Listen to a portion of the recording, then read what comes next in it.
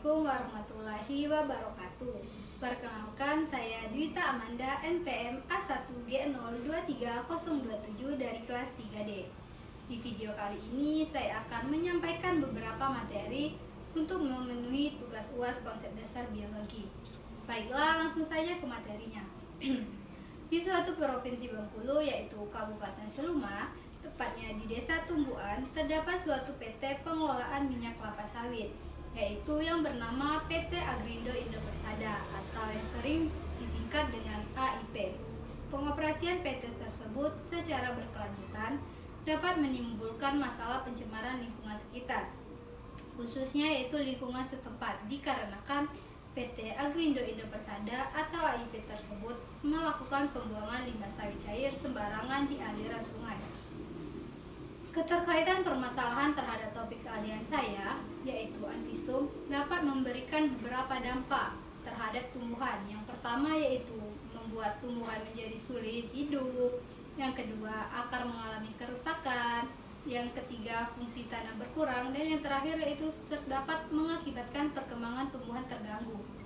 Dengan adanya permasalahan yang ditimbulkan akibat pembuangan limbah sawit cair yang dilakukan oleh PT Agrindo Indo Persada atau sering disebut dengan AIP, dapat menimbulkan dampak yang berbahaya bagi anfistum. Antara lain dampak yang ditimbulkan yaitu yang pertama adalah kualitas kadar tanah menurun, yang kedua pertumbuhan-tumbuhan terhambat, di mana maksud pertumbuhan-tumbuhan terhambat yaitu membuat tumbuhan tanaman lambat dan tidak optimal perkembangbiakannya. Yang ketiga yaitu penyerapan nutrisi akar berkurang.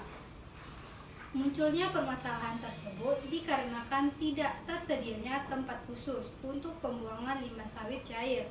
Anfistum terkena dampak pembuangan limbah sawit cair ke sungai, terutama jika tidak tersedianya atau tidak adanya tempat pembuangan limbah terhadap beberapa kaitan anfistum, yaitu yang pertama kualitas air menurun, yang kedua keracunan bagi tumbuhan, yang ketiga gangguan pada ekosistem, dan yang terakhir yaitu berdampak pada fotosintesisnya terganggu.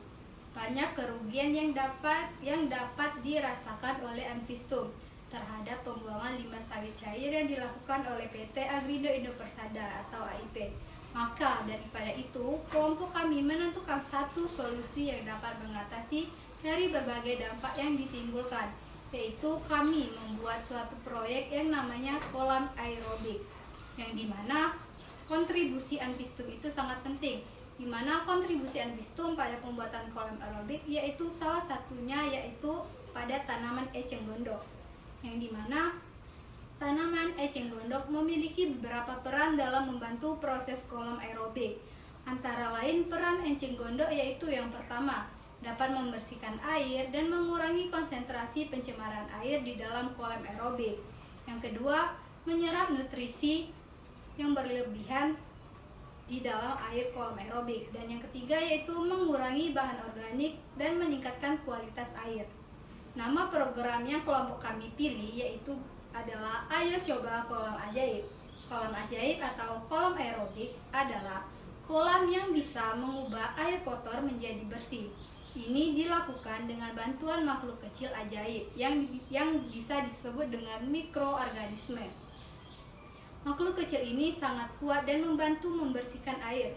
Di kolam ini, mikroorganisme bekerja dengan oksigen dari udara untuk menguraikan kotoran, sehingga dapat menghilangkan bahan-bahan berbahaya pada limbah sawit cair.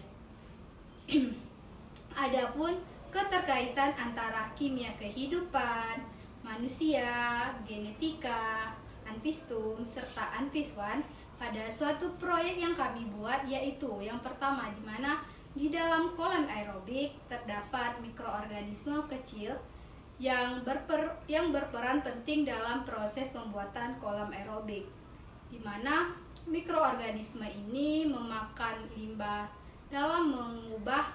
dan mengubahnya menjadi zat yang tidak berbahaya.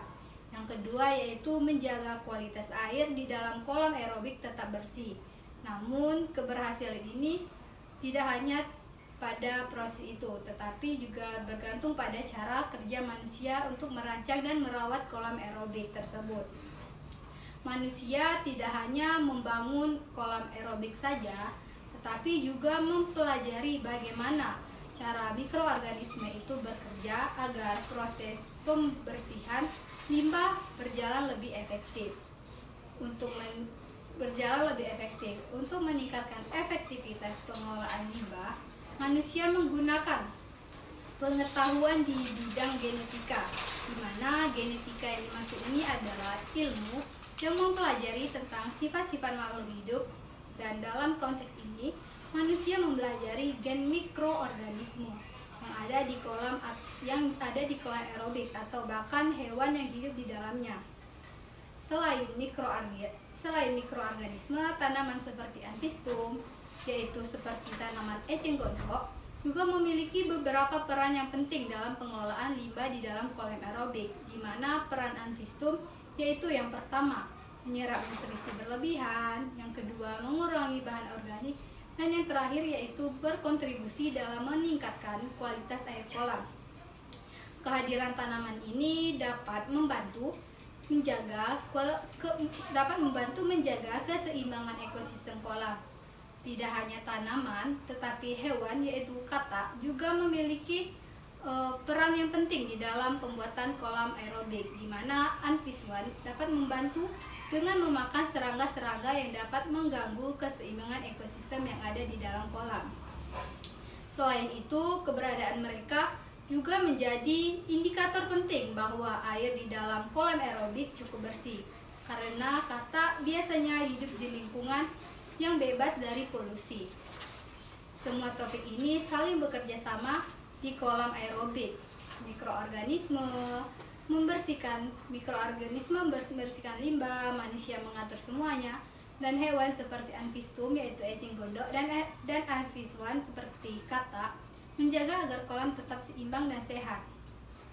Program yang kami buat merupakan salah satu program yang berisi materi-materi mengenai kolam aerobik, yang dimana materi itu berjudul Ayo Coba Kolam Ajaib, yang dimana di dalam web program tersebut sudah tersedia beberapa yaitu seperti pengantar, deskripsi kegiatan, alat dan bahan, serta prosedur atau langkah-langkah kerja kolam aerobik, yang dimana web program tersebut dibuat untuk sasaran anak sekolah dasar. Mungkin itu saja materi yang dapat saya sampaikan. Saya akhiri. Assalamualaikum warahmatullahi wabarakatuh.